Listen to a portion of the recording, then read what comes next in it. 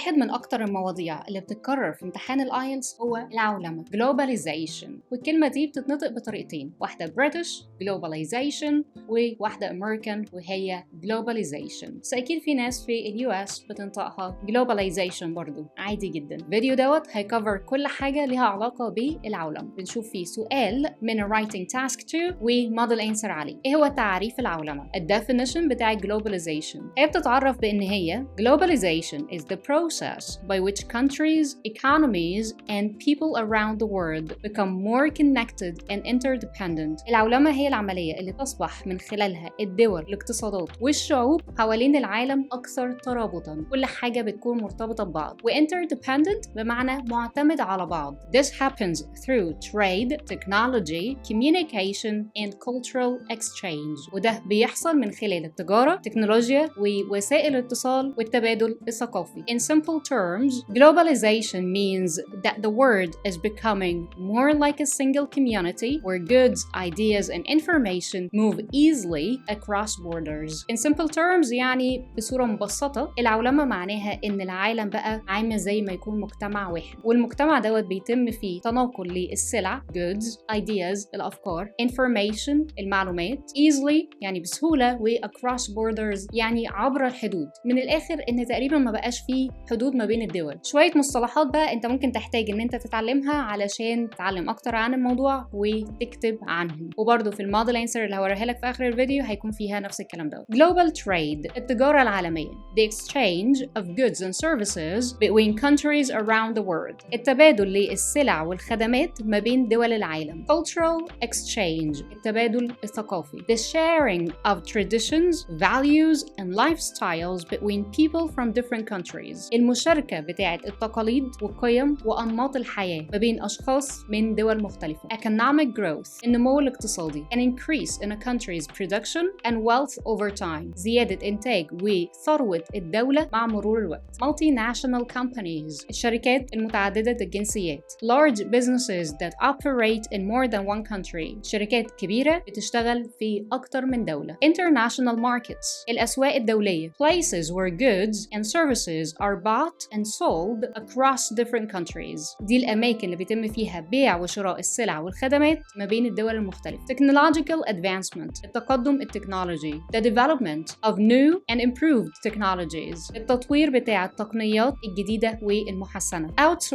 Outsourcing بتترجم بأن هي الاستعانة بمصادر خارجية the process of moving jobs or services to another country usually to reduce costs ده اللي بيحصل لما شركة بدل ما توظف الناس عندها لكن هي بتوظف شركة تانية في بلد تانية عادة بيكون الهند الصين وأوقات مصر عشان يقوموا ببعض الوظائف وعادة ده بيحصل علشان تقليل التكاليف. Global competition المنافسة العالمية the situation where companies from different countries compete with each other ده اللي بيحصل لما شركات من بلاد مختلفة تبدأ إن هي تنافس بعض. Standard of living the level of comfort, wealth and access to goods and services that people have مستوى المعيشة ده اللي هو بيوصف مستوى الراحة الثراء وتوافر السلع والخدمات لدى الناس. Spread of ideas انتشار الأفكار the way knowledge and beliefs move from one country to another الطريقة اللي بيها بيتم تناقل المعرفة والمعتقدات ما بين الدول وبعضها. Interconnected world عالم مترابط a world where countries and people are closely linked through communication,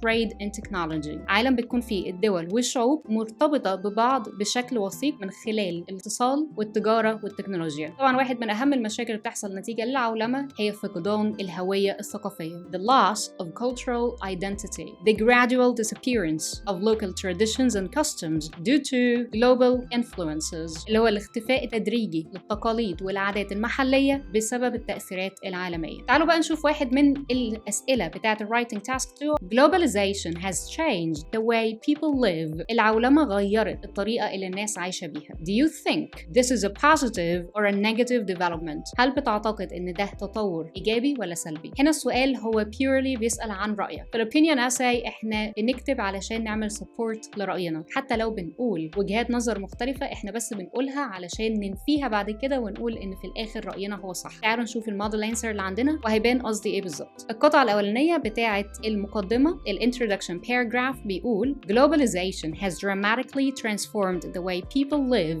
by connecting countries and societies more closely than ever before. العولمة غيرت بشكل كبير جدا الطريقة اللي الناس عايشة بيها، وده حصل من خلال إن الدول والمجتمعات بقوا أقرب لبعض عن أي وقت تاني في التاريخ. السنتنس ديت عملت تغيير بسيط قوي أو paraphrasing بسيط قوي للسنتنس الموجودة في السؤال اللي هي globalization has changed the way people live. إحنا غيرنا changed بس لأن إحنا عملناها transformed، فإحنا ما غيرناش كتير لأن إحنا قلنا كمان the way people live تاني بس كملنا عليها. وفي حالة زي دي الموضوع ممكن يعدي، بس حاول دايما إن أنت وأنت بتكتب إن أنت تعمل paraphrasing أكتر من كده. While some argue that it has negative effects، في حين إن بعض الناس بتقول إن هي ليها تأثير سلبي، I believe that globalization is largely a positive development. فأنا رأيي إن العولمة على الأكثر هي تطور إيجابي. هنا أنا قلت رأيي بمنتهى الوضوح، وده مهم جدا في ال introduction paragraph لما بتكتب opinion essay. وبعدين بقى ال thesis statement بتقول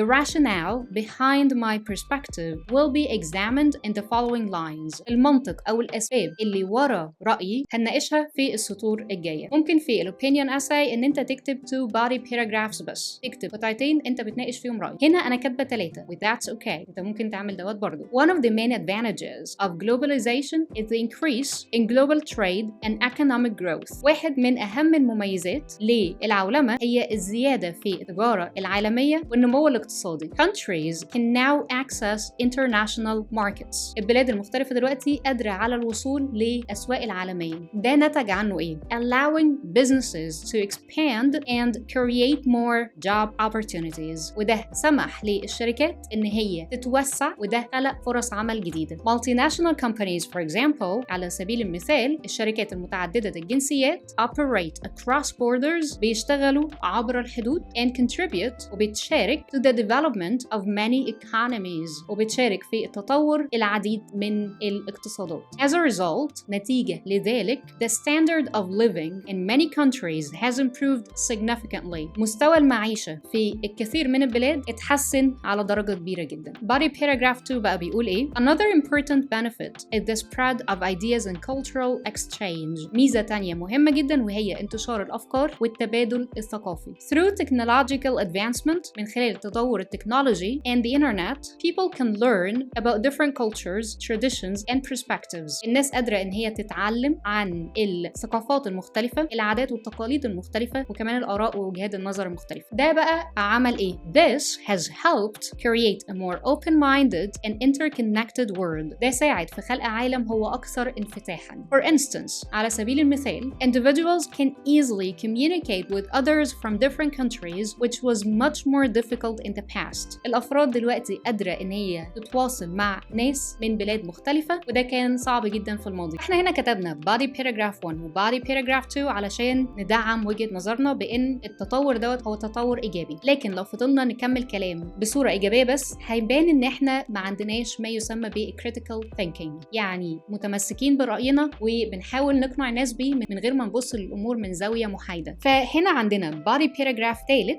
هنتكلم فيه عن المساوئ أو السلبيات بتاعة الجلوباليزيشن، لكن برضو علشان الأساي كله هو احنا بنقول فيه رأينا اللي احنا بنقول فيه إن احنا مقتنعين إن ده تطور إيجابي، فاحنا قبل ما ننهي الباراجراف دوت لازم ننهيه بصورة إيجابية ناحية رأينا احنا. فتعالوا نشوف. However، ومع ذلك globalization also has some disadvantages، بعض المساوئ أو السلبيات. One major concern، أهم المخاوف، is the loss of cultural identity، هو خسارة الهوية الثقافية. As local traditions may be replaced by global trends، العادات المحلية بيتم استبدالها بالترند العالمي أو الاتجاه العالمي. In addition، إضافة لذلك global competition and outsourcing can negatively affect local workers، المنافسة العالمية ونقل الوظائف بلاد تانية عشان أرخص، ده ممكن يعمل تأثير سلبي على العمال المحليين. As some jobs، بعض الوظائف are moved to other countries، بتتنقل لبلاد تانية where labor اللي فيها العمالة is cheaper. وبالك إن كلمة labor ممكن يبقى فيها U قبل ال R، وده ال British spelling مش ال American spelling. تقدر إن أنت تكتب أي حاجة فيهم الاتنين صح، على شرط إن أنت تكتب طول الأساي بنفس الستايل، فما ينفعش أنت تعمل ميكس ما بين الاتنين، مرة تكتب بي ومرة لأ. نفس الفكرة بالنسبة لكلمة globalization، هي ممكن تتكتب بالS وده ال British spelling، ولو كتبتها بالZ أو الZ فده ال American spelling. فاحنا عشان نوري إن احنا عندنا critical thinking قلنا المساوئ بتاعة العولمة. بس again احنا رأينا من الأول الأول خالص إن هي ليها تأثير إيجابي، فبالتالي إحنا لازم نقفل البادي باراجراف دوت بصورة إيجابية، فبنقول nevertheless ومع ذلك this process العملية ديت can also lead to the creation of new job opportunities ممكن تؤدي لخلق فرص عمل جديدة in both فيهم هما الاثنين the host and the origin countries في الدولة المضيفة والدولة المصدرة. آخر باراجراف عندنا اللي هو conclusion paragraph وبيقول in conclusion في الختام although على الرغم من globalization